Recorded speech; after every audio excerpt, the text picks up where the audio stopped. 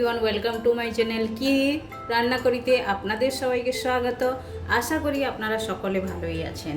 তো আমি আজ বেগুনের একটি রেসিপি আপনাদের সঙ্গে শেয়ার করব, যেটা খেতে তো একদম টেস্টি হয়ে থাকে আর বানাতে একদম ইজি।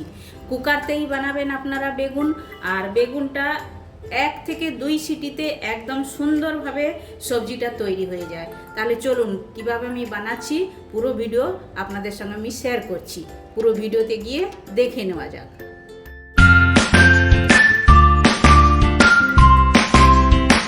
বেগুনের রেসিপিটা বানানোর জন্য আমি নিয়েছি আমি আধা কিলো বেগুন নিয়েছি। আপনারা চাইলে আপনাদের হিসাবে নিয়ে নিতে পারেন। আর বেগুনতে আমি লবণ হলুদ মাখিয়ে নিয়েছি। আর 2টো আলু আমি নিয়েছি এভাবে কেটে, এই যে দেখুন এভাবেই কেটে নিয়েছি আলুটা দিলে খেতে খুবই ভালো লাগে, কারণ আমরা তো বাঙালি, আমাদের আলু তো চাই, যে কোনো সবজিতে আলু মানে আমাদের দরকার হয়ে থাকে, খেতে খুবই ভালো লাগে। তো আমি 2টো আলু নিয়েছি। আর আপনারা আলু যদি খেতে না ভালোবাসেন স্কিপ করতে পারেন, আলুটা দিলে খুবই ভালো লাগে। আর নিয়েছি 6 থেকে 7টি আমি কাঁচা লঙ্কা নিয়েছি, রসুন নিয়েছি একটু বেশি করে, মানে 2 কোয়ার মতো রসুন আমি ছাড়িয়ে নিয়েছি, 2টো টমেটো এভাবে কেটে নিয়েছি, ধনেপাতা নিয়েছি। আর এই যে দেখুন বাদামটা আমি তেলে ভেজে নিয়েছি, পেঁয়াজ নিয়েছি। এখন আমি কি করব, এই যে রসুন, কাঁচা লঙ্কা, ধনেপাতা আর এটা হচ্ছে বাদাম, এই 4টা জিনিস এর সঙ্গে মশলা দিয়ে আমি মিক্সারতে প্রথমে পিষে নেবো। একদম মিহি করে না পিষলেও চলবে, একটু দরদরা করে পিষলেও চলবে, মানে আধা পিষা করলেও চলবে। তাহলে চলুন মিক্সার জালটা নিয়ে নেওয়া যাক। তো মিক্সার জালটা আমি নিয়ে নিয়েছি, এর মধ্যে আমি দিয়ে দেবো রসুনের কোয়া আর কাঁচা লঙ্কা। ঝালটা আপনারা যেভাবে খাবেন ওই হিসাবে দেবেন, আপনাদের হিসাবে আপনারা দিতে পারেন। আর বেগুনতে একটু ঝাল হলে খুবই ভালো লাগে। আর দিয়ে দিলাম এটা, আর সব বাদামগুলোও দিয়ে দিলাম, ভাজা বাদাম। এটা বেগুনের মধ্যে স্টফিং যাবে, পেঁয়াজটা পরে লাগছে, এখন লাগছে না। আর ধনেপাতা আমি অ্যাড করে দেবো এটার মধ্যে। ধনেপাতার কোয়ান্টিটিটা একটু বেশি দিয়েছি, আপনারা চাইলে একটু কমও করতে পারেন, বেশি দিলে খেতে ভালো লাগে।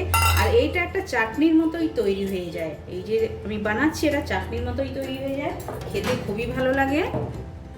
তো এখন আমি অ্যাড করে দেবো স্বাদ মতো লবণ। এই চাটনিটা বানিয়েও আপনারা ভাতের সঙ্গে রুটির সঙ্গে মাখিয়ে খেতে পারেন, খেতে কিন্তু খুবই ভালো লাগে। আর এটাতে এখন আমি দেব গরম মশলা। আপনারা চাইলে যে কোনো চিকেন মশলাও ইউজ করতে পারেন, চিকেন মশলাটা দিয়ে খাবেন, দেখবেন খুবই ভালো লাগে। আর দেব একটুখানি হলুদ গুঁড়ো। আর চাটনি যদি আপনারা খেতে চান হলুদ গুঁড়ো দিবেন না, গরম মশলা দিবেন যে কোনো। এখন এটা পিষে নেব, একদম জল দেওয়া চলবে না, বিনা জলেই এটা পিষে নেব আমি। পিষাটা দেখুন এভাবেই হয়েছে, এই যে দেখুন এভাবেই করে পিষে নিয়েছি। আর আপনাদের একদম শুকনো যদি গুঁড়োতে অসুবিধা হয়, মিক্সারে বাটতে যদি অসুবিধা হয়, মানে এই চামচের 1 চামচ আপনারা জল অ্যাড করতে পারেন। আর না হলে মিক্সারটা চালু বন্ধ করে, মানে বন্ধ চালু করে আপনারা পিষে নিতে পারেন, এভাবেই করে পিষে নিতে হবে। এটা এখন আমি বের করে নেব আলাদা বাটির মধ্যে। তো দেখুন একটা বাটির মধ্যে আমি মিশ্রণটা বের করে নিয়েছি। এখন এই যে বেগুনে আমি লবণ হলুদ মাখিয়ে রেখেছি, এই বেগুনটার মধ্যেই এই মশলাগুলো ভরে নিতে হবে। হাতের সাহায্যে ভরবো, চামচের সাহায্যে ভরতে গেলে ভালোভাবে ভেতর পর্যন্ত যাবে না, হাতের সাহায্যে এভাবেই করে ভরে দিতে হবে। দেখুন এই রেসিপিটা আপনারা একবার ট্রাই করতে পারেন। আর এই রেসিপিটা বানানোর জন্য এইভাবে বেগুন চাই, ছোট ছোট বেগুন চাই, তাহলে কিন্তু খেতে ভালো লাগে। এভাবেই করে আমি সব মশলাগুলো ভরে নেবো। এর থেকে আরও যদি ছোট একদম নরম বেগুন হয়, খেতে কিন্তু খুবই ভালো লাগে। আর একদম কুকারে 2 সিটিতে সুন্দরভাবে তৈরি হয়ে যায়। তাহলে চলুন এভাবেই করে সব বেগুনগুলোই আমি মশলাগুলো ভরে নেই। তো বাকি যে মশলাটা বেশি হয়েছে, এই মশলাটা এই যে আলু আছে, আলুর মধ্যে আমি মিক্সড করে নেব। পুরো মশলাটা আমি দিয়ে দিলাম। আর এই যে পেঁয়াজ কুচিয়ে রেখেছি, পেঁয়াজটাও অ্যাড করে দিলাম। আর টমেটোগুলো যে কেটে রেখেছি, আর দেখুন বেগুনতে আমি সব মশলাগুলো ভরে নিয়েছি। টমেটো কেটে রেখেছি, টমেটো দিয়ে দেবো। আর একটুখানি লবণ দেবো স্বাদ মতো, মশলাতে তো লবণ আছে, তবু টমেটো পেঁয়াজ দিয়েছি তাই জন্য একটু লবণ দিলাম। আর একটু দেবো লাল লঙ্কার গুঁড়ো। ঝালটা আপনারা আপনাদের হিসাবে দিতে পারেন, কম বেশি করে নিতে পারেন। আর দেব 1 চামচের মতো তেল। বাস দিয়ে এবার ভালো করে এটা মেখে নেব। মশলাটা মেখে নিলে আলুটাও খেতে ভালো লাগবে, মশলাগুলো সবগুলো মধ্যে চলে যাবে, আলুর মধ্যে, টমেটোর মধ্যে, পেঁয়াজের মধ্যে ভালোভাবে চলে যাবে। আর কুকাবে কেমনভাবে বানাবেন ওটাও আমি দেখাচ্ছি আপনাদেরকে। ভালোভাবে এটা মেখে নিতে হবে। তো আলুর মধ্যে ভালোভাবে মশলাটা মাখিয়ে নিয়েছি, এটাও এখন সাইড করে দিলাম। আর একটা কুকার আমি নিয়ে নিয়েছি, দেখুন কুকারটা নিয়ে নিয়েছি। কুকারের মধ্যে আমি 1 চামচ তেল দেব, আর একটু দিলাম, দিয়ে ভালো করে কুকারটাকে তেলটাতে লাগিয়ে দিতে হবে এভাবেই। তো দেখুন কুকারে আমি ভালোভাবে তেলটা লাগিয়ে দিয়েছি। এখন আমি দিয়ে দেবো এই যে আলু আর টমেটো যে মাখা, ওইটা আমি দিয়ে দেবো। টমেটোগুলো উপরের দিকে দেবো, একটু সাইড করে নিলাম, একটা দুটো আলুগুলো দিয়ে দিলাম, দিয়ে ভালো করে হাতের সাহায্যে এভাবে করে মিলে দিতে হবে এভাবে। তো দেখুন মিলে দিয়েছি। এখন যে বেগুনগুলো আমি মশলা লাগিয়ে রেখেছি, বেগুনগুলো এভাবে করে বসিয়ে দেবো।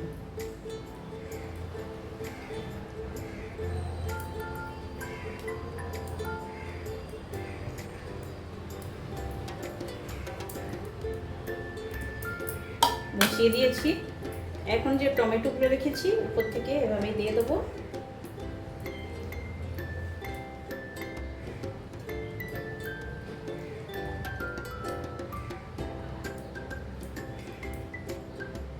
আর সব মশলাগুলো যে লাগা আছে উপর থেকে এভাবে ছড়িয়ে দেবো। আর এই যে বাটিতে মশলা লেগে আছে, মশলাটা ধুয়ে একটুখানি জল দেব, মানে আধা বাটির থেকেও কম একটু জল দেবো আমি। তো দেখুন মিক্সারের মশলা ধোয়া জল, বাটি ধোয়া জল সবটাই আমি নিয়েছি, এভাবেই দিয়ে দেবো।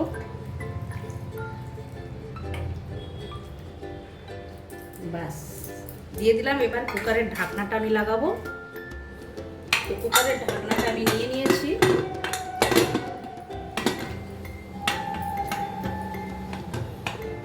ঢাকনাটা আমি লাগিয়ে দিয়েছি। এখন আমি গ্যাসের মধ্যে বসিয়ে দেবো। তো কুকারটা দেখুন গ্যাসের মধ্যে বসিয়ে দিয়েছি, 2টা সিটি হওয়ার জন্য অপেক্ষা করব। দেখুন একটা সিটি হয়ে গেল, আর একটা সিটির জন্য অপেক্ষা করব। তো দেখুন আরও একটাও সিটি হয়ে গেল। তো এখন কুকারের আমি গ্যাসের ফ্লেমটা বন্ধ করে দেবো, কুকারটা ঠান্ডা হওয়ার জন্য অপেক্ষা করব।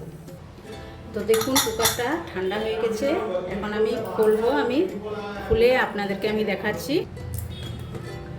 দেখুন ভাপ বেরাচ্ছে, গরম ভাপ বেরোচ্ছে। এই যে দেখুন দেখতে কতটাই সুন্দর হয়েছে।